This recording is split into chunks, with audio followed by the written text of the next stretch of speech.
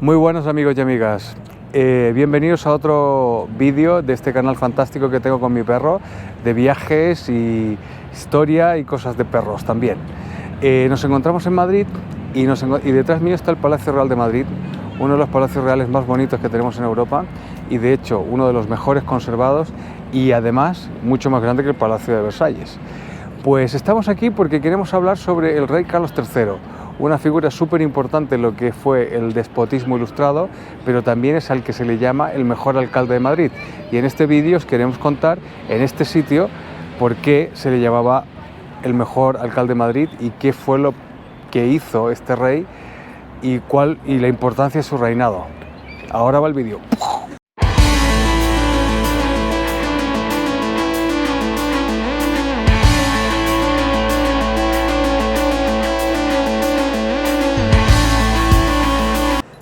Carlos III nace en Madrid, en lo que era el Alcázar de Madrid, que se situaba donde está el Palacio Real actualmente, más o menos.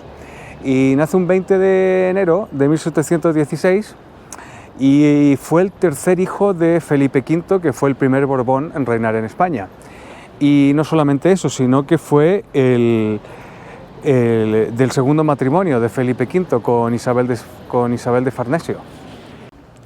Carlos III es un rey súper interesante porque en 1735 fue nombrado rey de Nápoles, por lo tanto se marchó a Italia a reinar a gobernar su nuevo reino.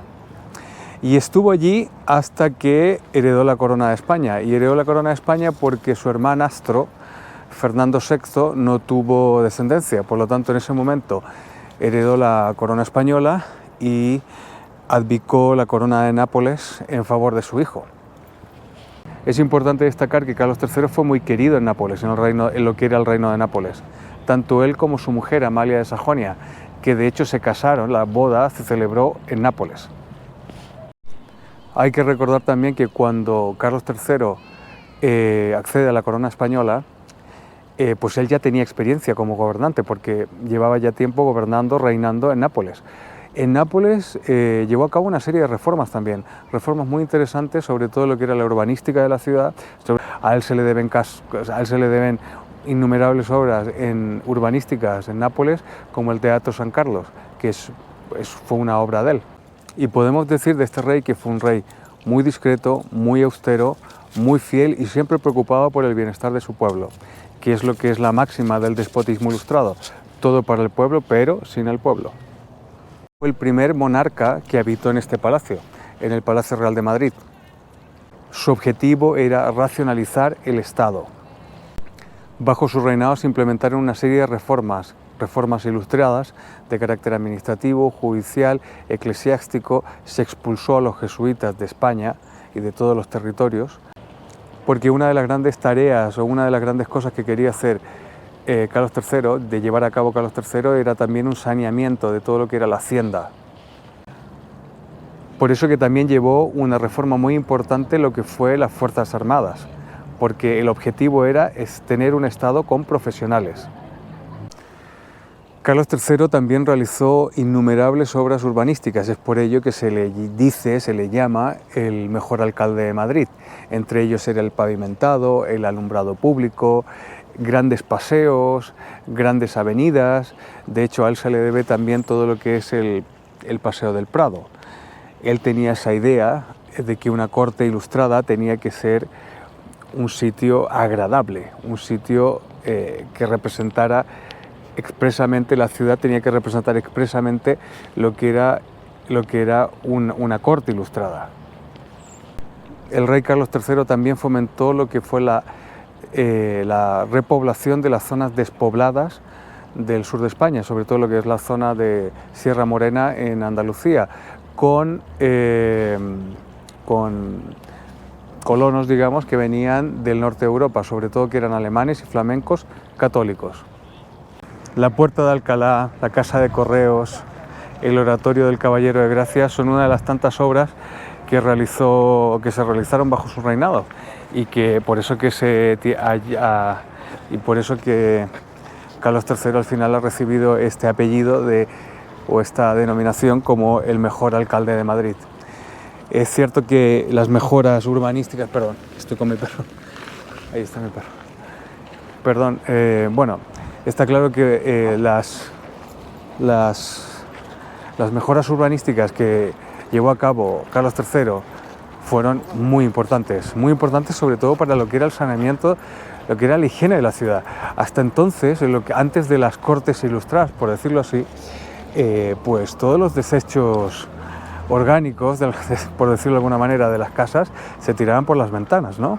O a los arroyuelos o a los ríos y tal. Entonces, bueno, pues esa idea era la que tenía la idea de urbanismo que trajo lo que fue la Ilustración, o sea, tener paseos, tener avenidas amplias, tener saneamiento, tener alcantarillado y que las ciudades al final fueran un sitio agradable tanto para la gente que vivía allí como para la corte.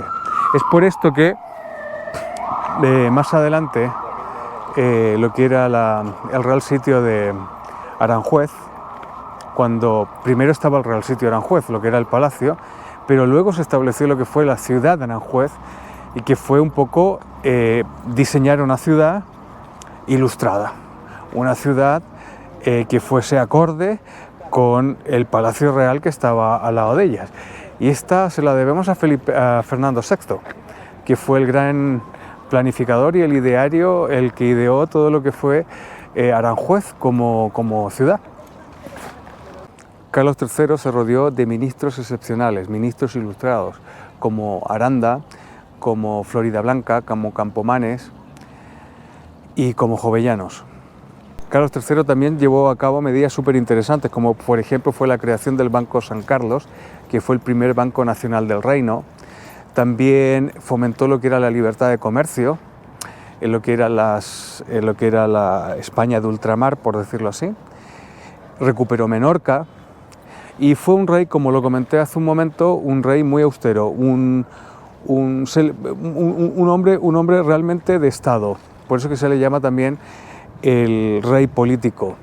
Y a pesar de que tuvo la situación del motín de Esquilache, y el motín de Esquilache, como se llama, pues fue un motín que empezó en Madrid, que se extendió por muchas otras ciudades, en la cual una de las causas era estas reformas que se estaban implantando. Como consecuencia de estas reformas, los precios de alimentos se dispararon y bueno, pues se culpaba a la injerencia de estos ministros que tenía el rey, que la mayoría eran extranjeros, sobre todo italianos, y bueno, pues el pueblo, la gente pedía ministros locales o nacionales, ¿no?, por decirlo de alguna manera. ¿Y qué pasó con esto, con el motín? También en el motín, pues otra de las cosas que fue bastante impopular fue que se cambiaba la indumentaria de la gente en Madrid, es decir, lo que era la capa larga y el sombrero de ala ancha, por una capa corta y un sombrero de tres puntas. ¿Y por qué se hizo eso? A ver, no fue un capricho, lo que pasa es que con la capa larga y el sombrero largo, el sombrero ancho, pues era mucho más fácil cometer violaciones, llevar armas y una serie de cosas. Entonces, al tener una capa más pequeña, pues evidentemente la seguridad pública era mucho más fácil de controlar. Pero bueno, pues esa fue como la excusa de que la gente se rebeló y todo esto, pero la razón era el aumento de precios, evidentemente. ¿Qué pasó con el motín de Esquilache? Bueno, pues que Carlos III destituye al marqués de Esquilache, que era este señor italiano, que, bueno, pues que le había acompañado también durante su reinado en Nápoles, y pone al conde de Aranda a cargo, ¿no? Y un poco para apaciguar todas las cosas y evidentemente para que el descontento que había porque él estaba rodeado de asesores extranjeros, pues el pueblo viera que estaba haciendo algún tipo de cambios. La verdad que fue un rey bastante astuto y sobre todo un rey muy inteligente.